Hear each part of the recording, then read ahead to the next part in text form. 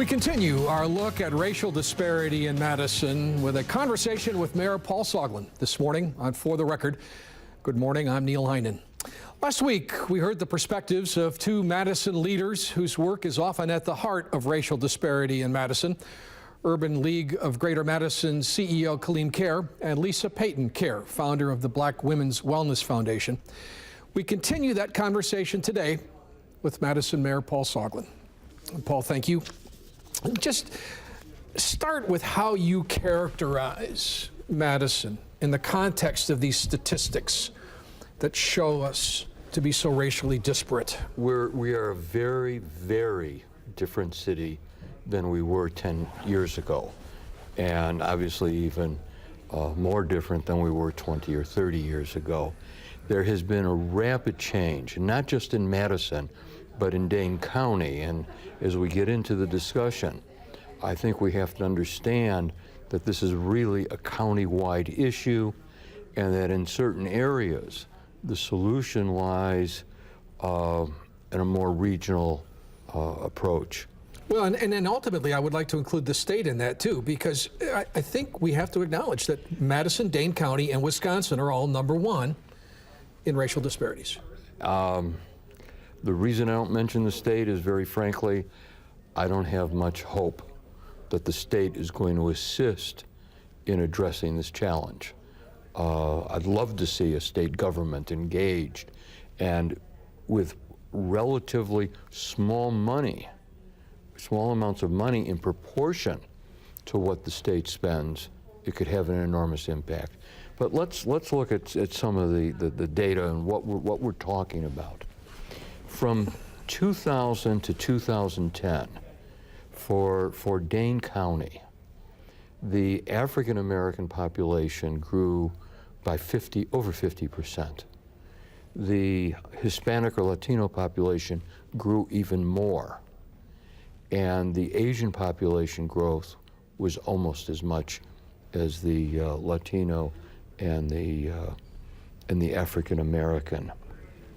This was a tremendous shift that occurred in the decade, mostly in the latter part of it, 2005 onward.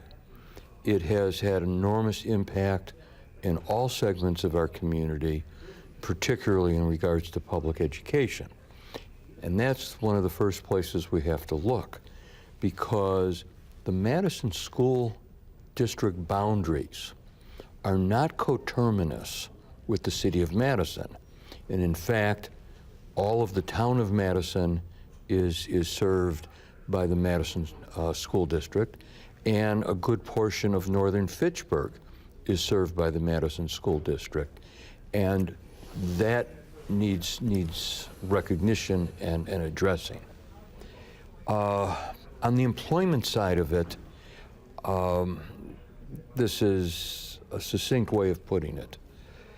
And I've said this for a number of years now. It's not good enough to write a check. It's not good enough to buy a table at the banquet. There has to be a different appearance when we walk through the hallways of Madison businesses.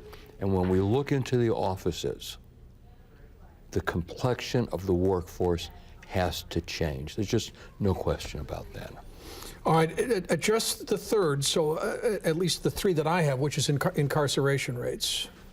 The incarceration rates are a result of a combination of factors, particularly here in Madison, where with that growth that we've seen in the African American population in the last decade, and this, by the way, goes back all the way to the 80s and 90s when this phenomenon first started occurring, as families fleeing major cities like Chicago and the homicide rates wanted a safer community. But as they came here for a better life, they were followed by some of the same people who were extorting and preying upon them. And so consequently, we have had a continual problem, gangs, drug dealing, And it has resulted in a very intensive effort by local law enforcement, which, yes, does result in a disproportionate number of young African Americans arrested. The solution is in creating choices. Choices which involve education and involving employment. All right, you've laid out you've laid out everything policy-wise, which makes sense. But I want to talk about a little bit about the emotion and the environment here. When Kaleem and Lisa were on, they were talking about what it feels like to be black in Madison today. And Kaleem quickly references his family as supporters of yours for decades, right? They know you, you know them. His grandmother, Mary, was one of my first supporters in the 1970s. Yep. So just from that perspective, Paul, how, as mayor of this city, how do we get our hands around? And here's the operative word. Kaleem said elitism.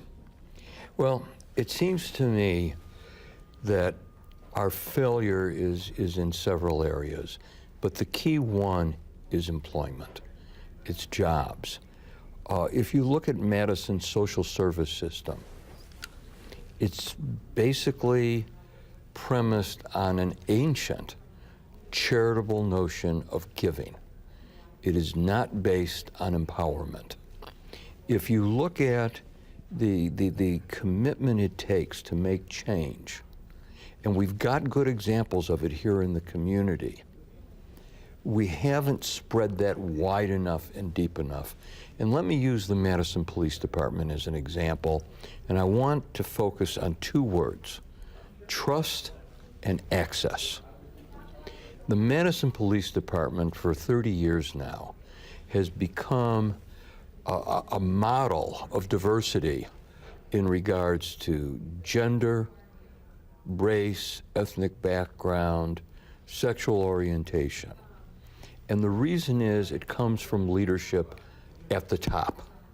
The leadership at the top has been credible in convincing people it was sincere in recruiting and in hiring. And where it made mistakes, it was open about it and it corrected them.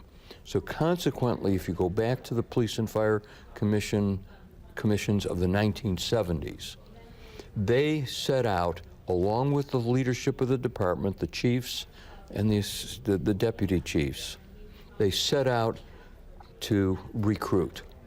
They got candidates. They got qualified candidates, and they kept them.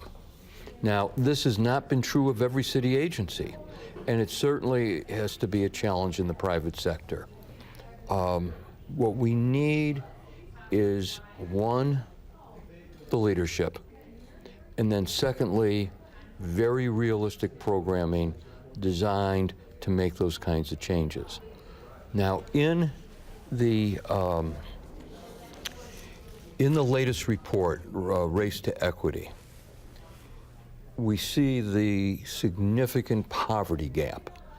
And in talking to the authors of that report, there's a couple of things that have stayed with me. Yeah. One, it has to be a two-generation approach. Not just the kids, but it has to involve the parents. And secondly, in terms of employment, we have to recognize that there is an employment mismatch in this city. And that employment mismatch has to be corrected one of two ways. We either need more jobs that meet the talents and skills of the people who are residing in the city, or we need to fix that talent gap. All right, you've got a plan for this, and we'll talk about it when we come back right after this.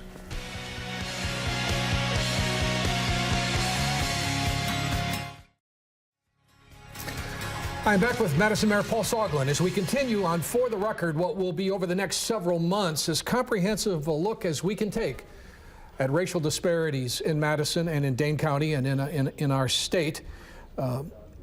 We had Kaleem Kerr and Lisa Payton Kerr on last week, and Paul Soglin is with me talking about these issues. I mentioned test scores, employment, and criminal justice. Poverty, obviously, is the other statistic, Paul, but I kind of tied it in with employment, and that may be a mistake. I don't know. But when you put forth your jobs plan, is that enough of an answer to get at the poverty gap? It's a start. It's a start. There's several other things that need to be done, but let's just focus on the job issue for a second. We've got this job mismatch. Part of it is the nature of Madison's economy. Part of it is what's going on nationally. When a family, regardless of race, with basic job skills arrived in Madison in the late 80s or the 1990s, they could find a 40-hour-a-week job with fringe benefits. McDonald's in those days was paying over minimum wage and was offering job benefits. Now, a lot of those jobs have disappeared. They are part-time jobs, and obviously the benefits aren't there. And the model, excuse me, Walmart, but you're the trendsetter. You've set the bar with the assumption that your employees are going to be on some sort of public assistance as well as working for you. It's unacceptable. So we have to go about focusing on creating full-time jobs that give a sustainable income to a family. The parents have to be able to make that kind of money. Part of it means training and retraining. I think you saw, and we discussed it another time, that family, extended family of 10 that came here to Madison. And of 3 of the 5 adults from the ages of 18 to 28 had not finished high school. We've got to deal with that. We have to recognize that that means focusing on getting them the GED and some post-high school equivalency education. It means 5 areas. We're never going to let go of those 5, and we're not doing a good enough job in collaborating on them. Healthcare, quality child care, transportation, housing, because we know that families without adequate housing aren't going to make it, and then the education job training component. So one of the things we'll focus on is setting higher standards and demands for those in the public and private sector, and bringing those resources together to take a household, maybe make a 3 to 5 year commitment, but get them sustainable. Are we just making excuses? And I put this in the context of the white power establishment. I don't. All right, let's go back to what I said earlier about walking through the hallways, right, of our schools, particularly of our workplaces, and seeing a predominantly white workforce that does not does not reflect the community. That is something that has to change, and obviously we're all trying to get that word out. That is something that has been unexcusable, that must be corrected. But part of it we have to understand is the changing demographics, and nowhere do we see that as much as we do in terms of education. For example, if a 12-year-old moves here from, I don't care if it's from rural Wisconsin or from Chicago's inner city, and comes here with a 3rd grade reading level, I don't think we can blame that on the Madison Public Schools. I think we have to acknowledge it, and what we have to do is create interventions for the kids so that we get them up to speed. That is inexcusable if we don't get them up to speed. We're not responsible for the inadequate skills before arriving here, whether it's education or employment. We are responsible for after arrival. Haven't we known this for a while, and we just don't get it done? Well, I'd like to think that we did it in the 90s. In the 90s, we had the same kind of in-migration, and we did a better job than we're doing now in terms of absorbing folks into the workforce and in regards to the schools. Now, the schools, I think, have had a series of problems for a long time. And let's take the 3 basics in our school system. And this is true of any educational system. You have to have a quality faculty, and a faculty that reflects the kids that they're educating. We must do a far better job in terms of recruiting a diverse faculty. I'm convinced that Superintendent Cheatham is committed to that. Yeah. Secondly, there has to be money. This is expensive, particularly because we're a district that, because of the University of Wisconsin, has attracted so many families with special needs. I mean, they've come here from as far as Australia, and that is a tremendous expense, and this is one place where the state could help, which is a funding formula that better reflects the cost of educating kids with special needs, particularly autistic children. And the third is parental involvement, and that is the area where I think we have really failed. I don't think that engagement of parents, and this is something I've been harping about for years. You go to a school activity, you look at the class, you look at the parents, and the complexion of the parents do not reflect the complexion of the children. We've got to get greater parental involvement, whether it is sports, whether it's cultural activities, and obviously for academic matters. Okay, more on the impact on Madison when we come back right after this.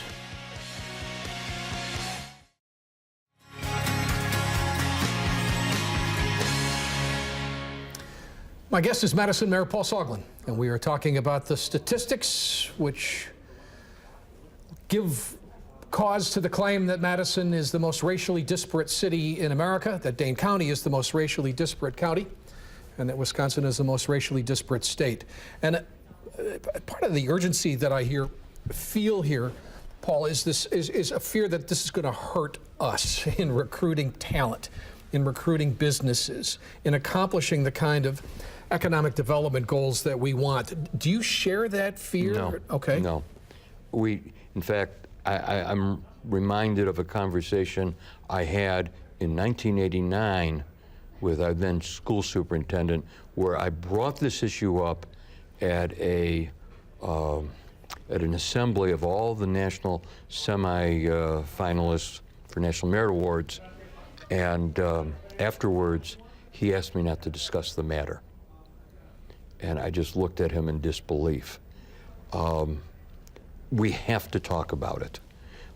If we don't talk about it, if it's the achievement gap, if it's the incarceration gap, or what I think is the most important, which is the poverty gap, because we solve the poverty gap and those other two are going to be addressed. If we fail to do that, we'll never get to the bottom of this. We will never correct it, and we will never be a truly diverse city other than maybe wanting to claim it. And it goes also to where we started part of this conversation about elitism. This is about race, it's about ethnic background, and it's got elements of class to it.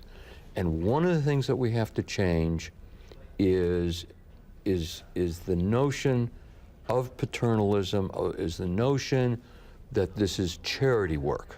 This is investment. This is investment just as we invest in infrastructure. This is investment in human capacity.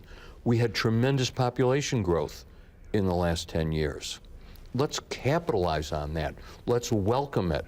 And let's look at every single person who arrived in Madison without a great skill set as someone that we need to develop, to employ.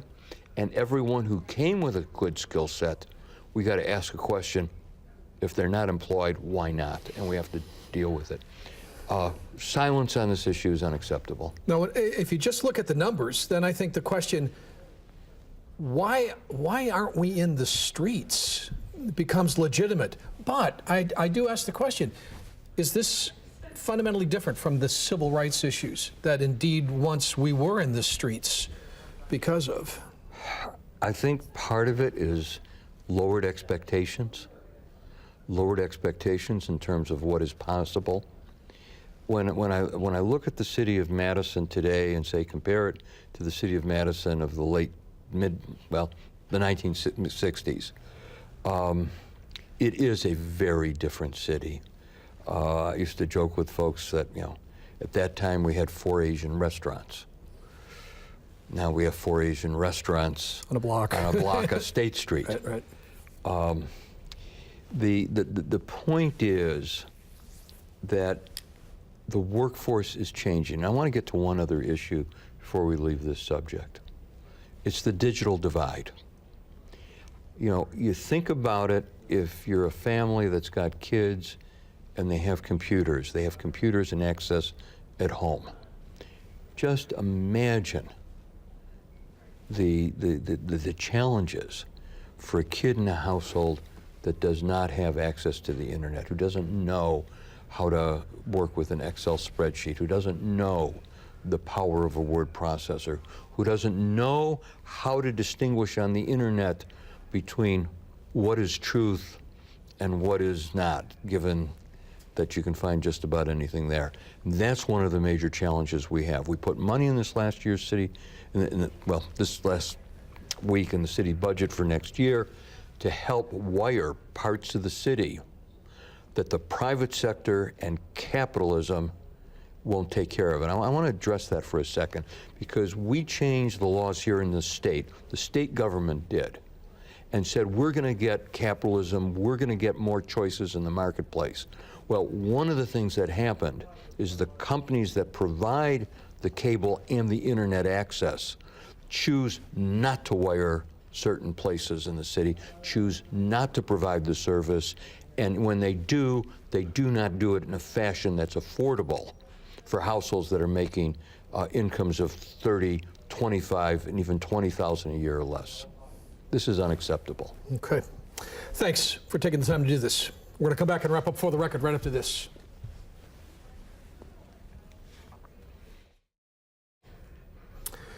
So as we say goodbye to the mayor, any last suggestions? Well, I think we need to focus on those 5 areas we spoke about earlier, particularly as we start this initiative to try and gain more employment in Madison. It does no good to get someone a job if they don't have transportation to it. It does no good if they've got transportation to that job if they have a 3-year-old at home and no access to quality child care. Thanks. This is the key. Happy Thanksgiving. We'll see you next Sunday and For the Record.